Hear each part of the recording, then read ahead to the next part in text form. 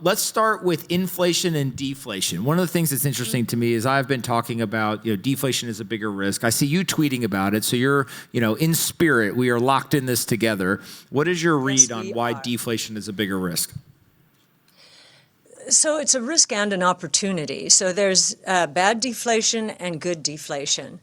If you look at the government measures, they will tell you today we're kind of stuck in this 2 to 3% range. If you look at a more modern indicator, trueflation, I think you feature it as well, Anthony. I don't know if I should call you Pomp or Anthony, but anyway. Call me a Cathie fanboy. Oh, you're funny. Thank you. So trueflation is down to 0.8%. And so it, too, was stuck in that 2 to 3% range. It is resolving to the downside. And I think it's going to go negative. When I see Pepsi cutting the price of potato chips and Doritos by 15%, I take note. And when I hear Coke saying, yeah, it seems like there's a bit of a backlash against price increases, I take note. Today, the existing home price inflation rate dropped to 0.9% on a year-over-year basis. And we think that's going to go negative. New home prices are already falling on a year-over-year basis. Gasoline prices falling. And then the good deflation is associated with technologically enabled innovation. And, the AI boom is massively deflationary. The AI training costs are dropping 75% per year.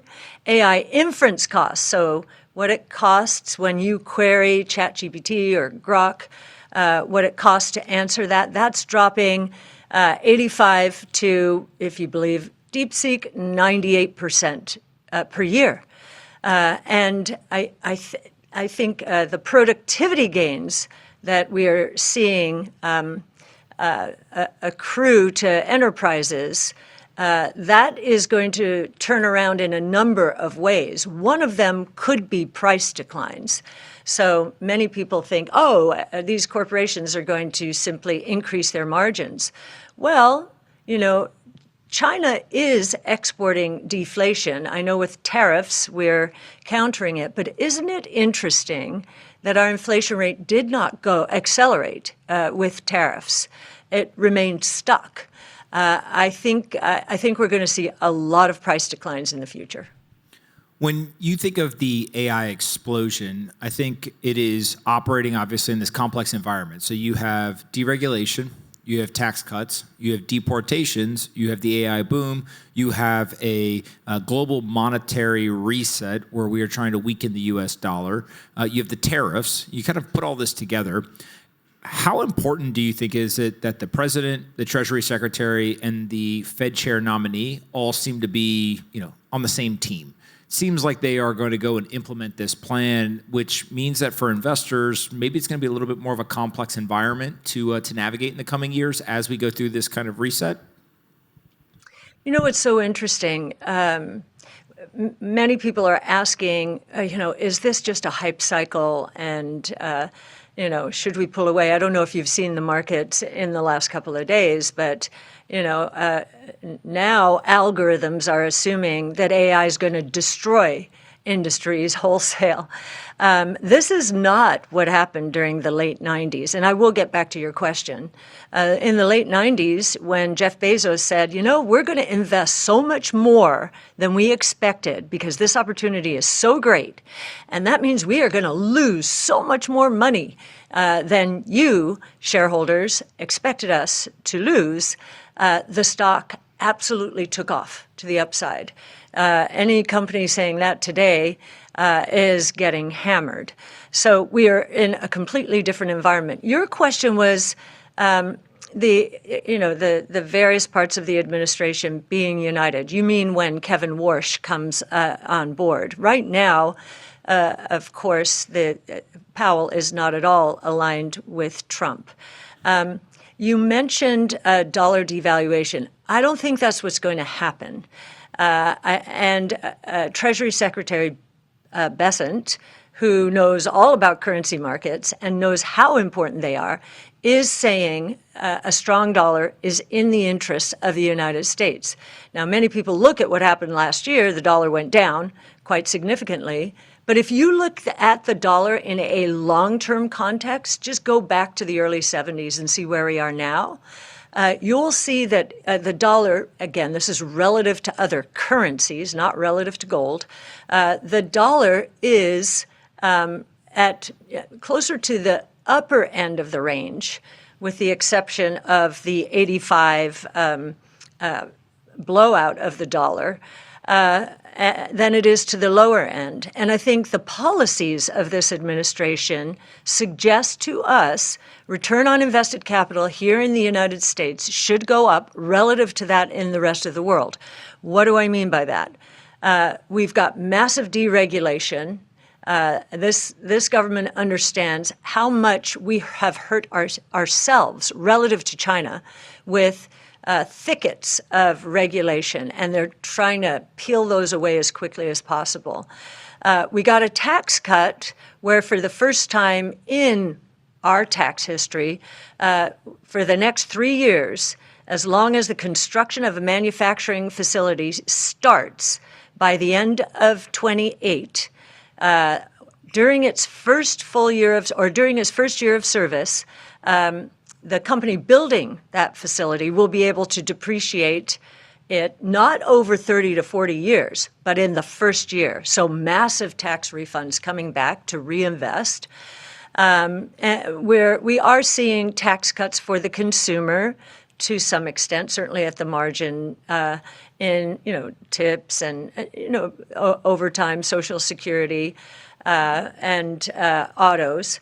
So I think we're going to see massive refunds here in the first quarter, and I think that the rolling recession that we've been in for the last 3 years, PMI being down, negative, for saying manufacturing's been negative for the past 3 years.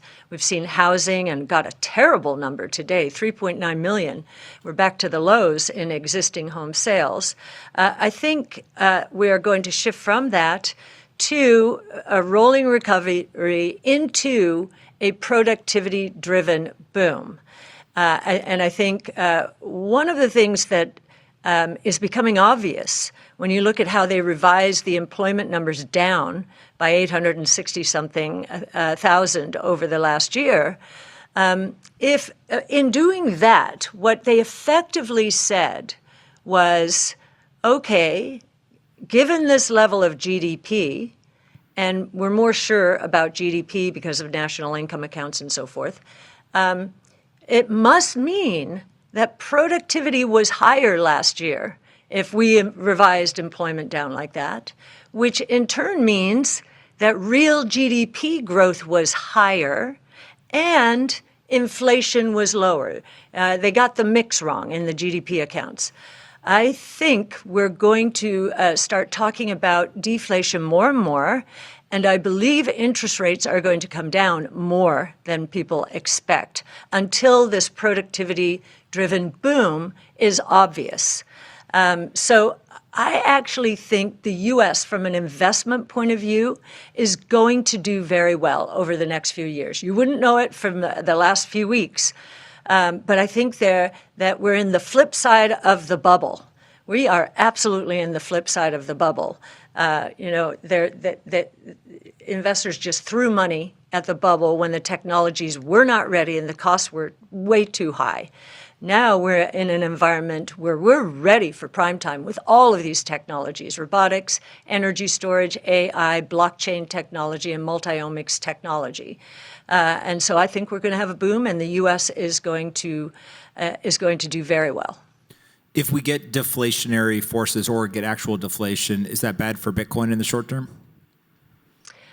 No, I don't think so. Bitcoin is a hedge against inflation and deflation because The chaotic part of this is, and it's ripping through the markets now. A lot of traditional industries and companies, being brought, the whole SaaS space, the disaster, as they're calling it. We think there is merit to that particular one, but I think you're going to see disruption all over the place because the 5 innovation platforms that I mentioned are going to disrupt the existing world order. And what does that mean? If these technologies are so deflationary, it's going to be tough for the traditional world that's gotten used to sort of the 2 to 3% inflation to adjust. They'll have to embrace some of these technologies faster than expected. So the idea of counterparty risk, I think, is beginning to surface. We've seen it with First Brands. We've seen, private equity and private credit, especially, is where there have been a lot of excesses. SaaS, they are too exposed to that. Are we going to see counterparty risk manifest more broadly? If so, Bitcoin doesn't have that problem, and so it is a good hedge against deflation as well as inflation. As a proud Tesla shareholder, I'd love your thoughts on Elon, XAI, SpaceX combination. Do you think he's going to combine it with Tesla? How you look at all the work that he's doing? I think that ultimately he could, and he started. We have been using the word convergence for a long time. I'll give a plug to our Big Ideas 2026, and you'll see a section by Brett Winton, our chief futurist, called The Great Acceleration. And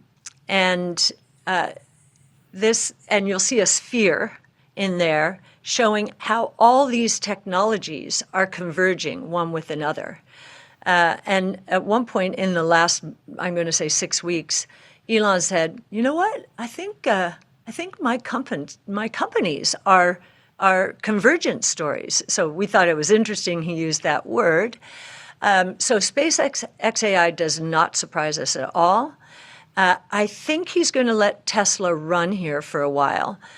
Because the robotaxi revolution is just beginning, and I do think he wants that story to become very clear to investors, and it will. He doesn't want to, combine with anything and confuse what's happening here. And as you know, we have very big expectations for robotaxis. We love it that Tesla and Waymo are competing against one another. And we think, the stock, Tesla stock, if you look at it, it's been in a very large trading range for the last 5 years. And I remember the last time I said that was when Tesla was going through manufacturing hell, and there were people out there saying Tesla's going to go bankrupt. There's no demand for these things. It had been in a very wide range for 6 years back then. And I said, the history of long bases like this is they either break out or break down. And we very much think Tesla's getting ready to break out again. And then Elon will have more degrees of freedom. What are you worried about in 2026 from a portfolio standpoint? What are the things you're paying attention to, and what could potentially change your mind on some of the allocations that you've made?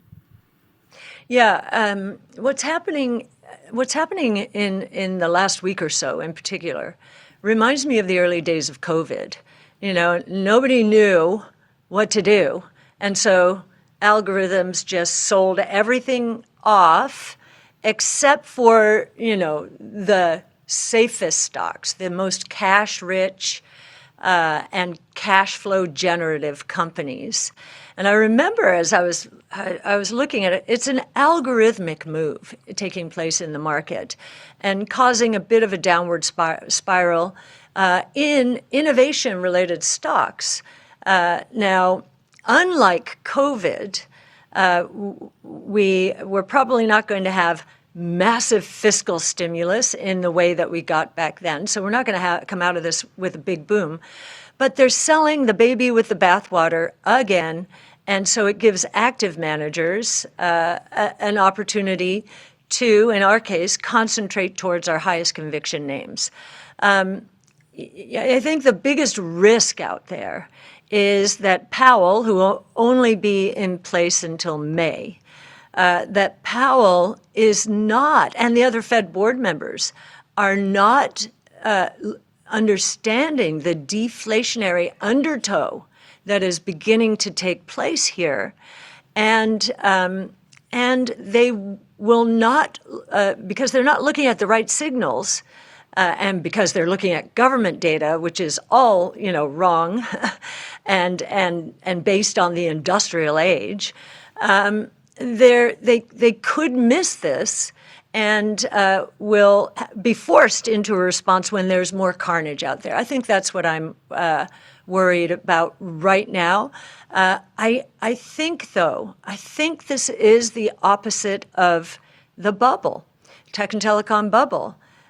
Right now, we're seeing all of the beneficiaries of AI, and every stock in our portfolios we have been looking at through the AI lens for actually the last 5 to 10 years. And so we believe we have the beneficiaries in our portfolios. But there's so much confusion out there on AI that, it's baby out with the bathwater, as I just said. And then you have this overlay of the policymakers once again being late. A lot of people in the crypto market and in our markets are technical analysts, and they use the 200-day moving average, 200-week, and they see it break. So, there's an algorithmic technical move taking place here.